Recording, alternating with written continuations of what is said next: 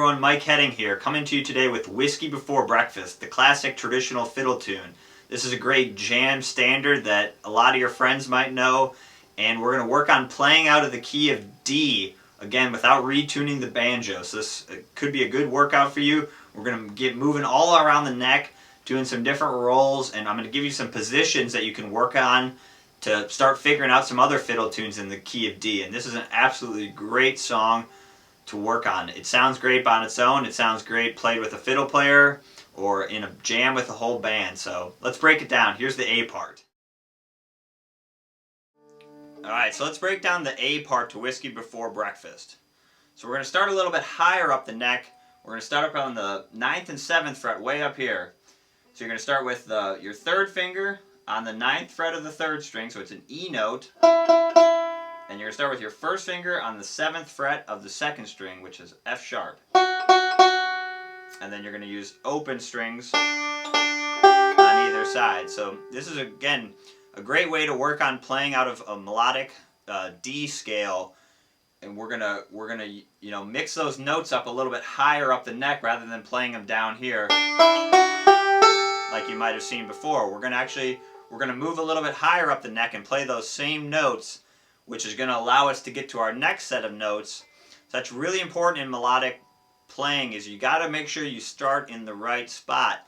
You almost have to look ahead a little bit to make sure, because again, you could play those same notes down here, but then you're going to have to make a really big jump. So rather than doing that, we're gonna start up a little bit higher, and then we'll be ready to play those notes. So I'll break that down a little bit. Okay, so let me play the first two measures, and then I'll break it down. Here we go.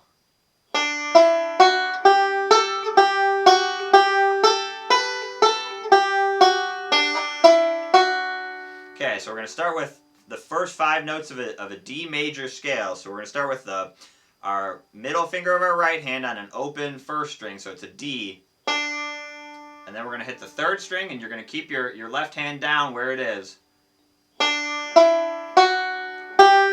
So you're going to do a middle on your right hand, and then a thumb on the 3rd string, and then index on the 2nd string, and then you're going to hit the 5th string. And then you're going to move up your 2nd finger up to the 10th fret. So it's just going straight up the scale, do, re, mi. So that'd be the first thing to practice. It's not really a roll. It's almost just picking whatever right hand notes we need to get that melody out. So let me play that a few times. Again, you might have seen that down here before, or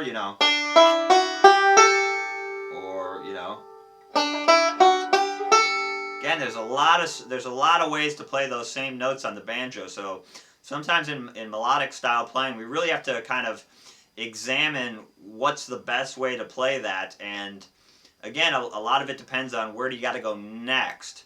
If we were going to play something lower, it might make more sense to start down here. But since we got to go up here, after that, we're actually going to start it up here, and it's going to make it so we don't have to move quite as much. So let me play that again. And then we're going to hit the 5th string, and then back down to the 7th fret, and then a 5th string again. So that 5th, we're going to use that kind of 5th string to help us get around a little bit. So let me play that whole first measure. Okay, here we go. One more time. Real slow.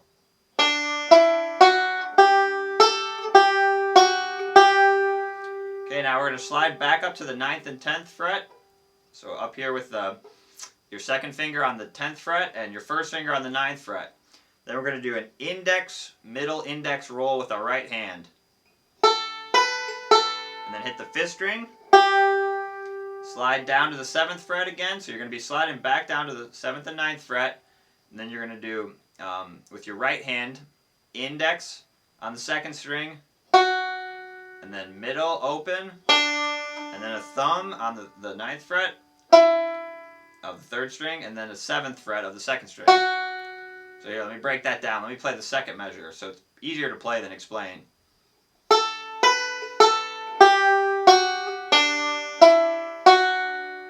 And you're really going to have to use that 5th string to get you back down there. So your open strings are your friends on this song. So really use that open string and move a little faster than you need to.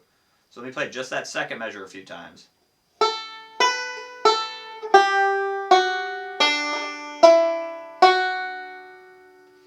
And again, a lot of what we're going to do on this song wouldn't be necessarily classified as rolls. We're kind of, again, just playing whatever notes we need to get the melody out. So let me play that again. I'll play the first two measures now. And again, we're transferring from this position right here up to here and then back down. So here we go.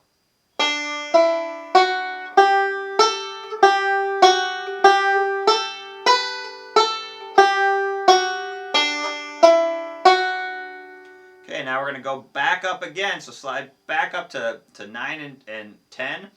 And this is where you're going to use your fingers that are, you know, if you've got your third and first finger down here, you're going to use that fifth string again as your friend to get you back up there to buy some time. So let me play those third and fourth measures, and then I'll break it down. So we're going to do kind of a backwards roll.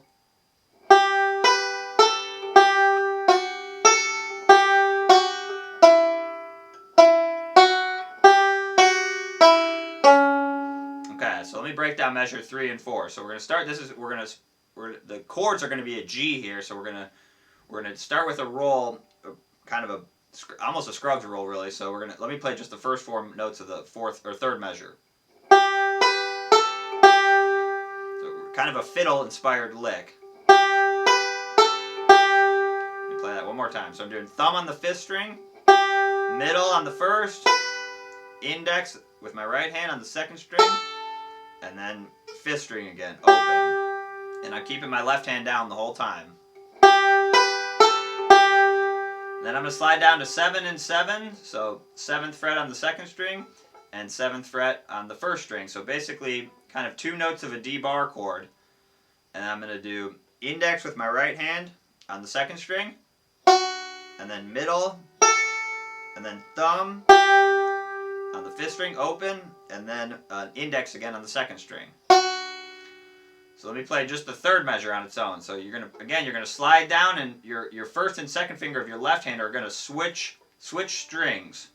That's the easiest way I found to do this. And again, you can look at my left hand fingerings on the top and see if you like them or see if you don't, and you can see what works for you. But those are what I found that works best for me. So let me play just the third measure on its own. Then I slide down. So again, a lot of kind of scale licks where we're going back and forth between 3 notes. That's why this song works so good on the banjo, because we got kind of rolls or progressions of 3 notes, and we've got 3 fingers that we're rolling with, so it works really well. Again, I'm putting all those notes on different strings so that it rolls really nicely together. So here we go, measure 3 again.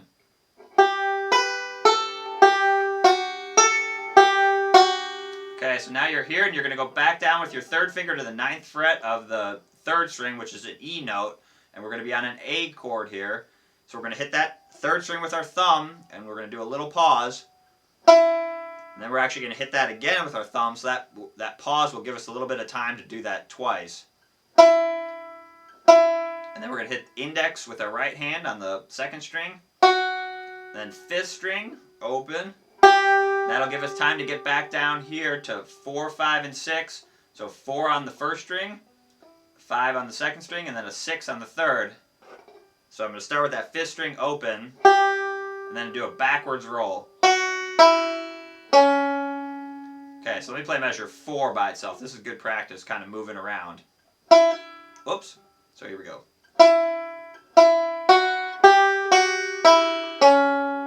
Let me do that a few times. I'll do it with the measure. So measure 3 and 4 together.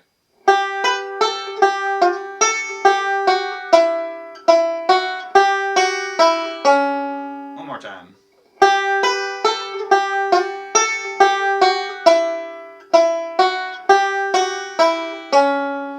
Okay, so when you're doing that, resist the urge with your left hand to collapse. I don't know if you can see that, back this way. Keep your wrist out, especially when you're going down to that A, the 4th measure. know, if you go back this way, you're gonna mute that first string, which again, it feels kind of natural to do that. But again, it's not. It's gonna be more tense, I think, because you're gonna tighten up if you go back that way, and it's hard to get all those notes to ring out clear. So again, keep your wrist pushed out this way. Again, I'm exaggerating a little bit to show you, but keep it out. And again, I'm not really holding the banjo with my left hand at all, so that'll help. Okay, so let me play that whole. So it's the first 4 measures of the A part. Whoops.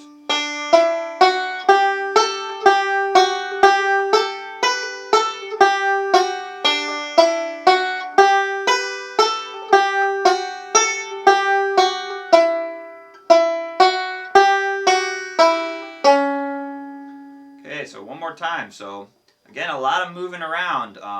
But once you get these positions down, again, I think you could get this song. It's not too hard.